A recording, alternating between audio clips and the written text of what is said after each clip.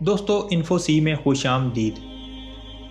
दोस्तों स्विट्ज़रलैंड की एक मेडिसिन बनाने वाली कंपनी ने एक ऐसी दवा तैयार की है जिसे कुरान का नाम दिया गया है और इस नाम के पीछे एक अहम वजह है।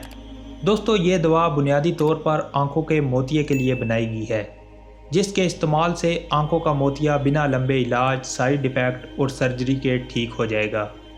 और आपको ये जानकर हैरत होगी कि इसका रिज़ल्ट 99% यानी 100 में से 99 लोग इसको इस्तेमाल करने के बाद ठीक हो चुके हैं। इस दवा को एक मगरबी डॉक्टर अब्दुल बासित मोहम्मद ने अपनी बेहतरीन रिसर्च से तैयार किया है। आपको ये जानकर भी हैरत होगी कि इसे इंसान के पसीने वाले गदूद से तैयार किया गया है, जो अमेरिका और यूरोप के अंदर आंखों में डालने वाले कतरों की मेडिसिन के तौर पर रजिस्टर्ड भी हो चुकी है। लेकिन दोस्तों डॉक्टर अब्दुल बासित मोहम्मद को ये दवा बनाने का ख्याल कहाँ से आया? इसके पीछे एक बहुत ही खूबसूरत वाक़या है। डॉक्टर अब्दुल बासित कहते हैं, हुआ कुछ यूँ कि मैं एक दिन कुरान पाक की तिलावत करते हुए सुबह सूरह यूसुफ पढ़ रहा था और मेरी नज़र 84 यानी 84 और इसकी बाद की आयत पर ठहर गई, जिसमें लिखा था कि हज़रत याकूब अलैहिस्सलाम ने अपने बेटे हज़रत यूसुफ अलैहिस्सलाम के गम में रो रो कर अपनी आँखें ज़ाया कर लीं, जिसकी वजह से उनकी आंखें बिल्कुल सफ़ेद हो गईं, यानी कि उनकी आंखों के अंदर मोतिया उतर आया और उनकी नज़र ख़त्म हो गई। लेकिन जब हज़रत यूसुफ अलैहिस्सलाम का कुर्ता मुबारक इनकी आंखों को लगाया गया तो इनकी आंखें बिल्कुल ठीक हो गईं और नज़र वापस आ गई। मैं काफ़ी देर तक सोचता रहा कि ये वाक़या अल्लाह ताला की तरफ से मोजज़ा था, जिस पर हर मुसलमान को बिला शक व शुबा और बग़ैर सवाल के ईमान लाना चाहिए। पर दूसरी तरफ अल्लाह ताला हर चीज़ पर गौर व फिक्र करने की दावत भी देता है कि गौर करने वालों के लिए मेरी बहुत सी निशानियां हैं। क्या ये मुमकिन हो सकता है कि इस वाक़े के अंदर भी कोई हिकमत छुपी हो?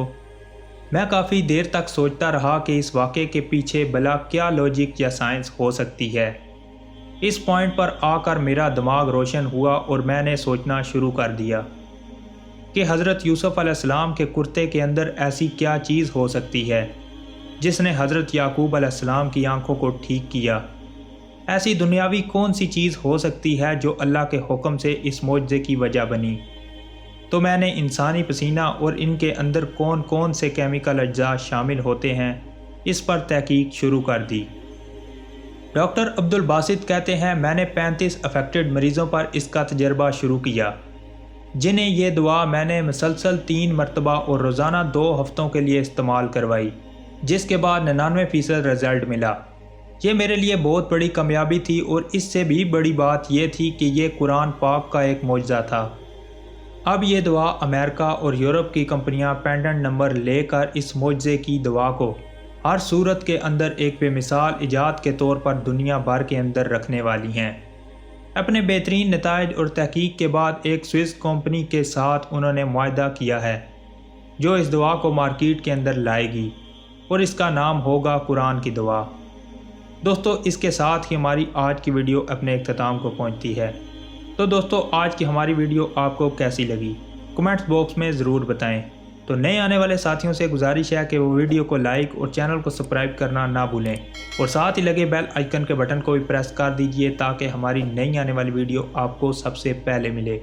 तो नई वीडियो आने तक के लिए हमें दें इजाज़त। अल्लाह आपका हामी और नासिर हो।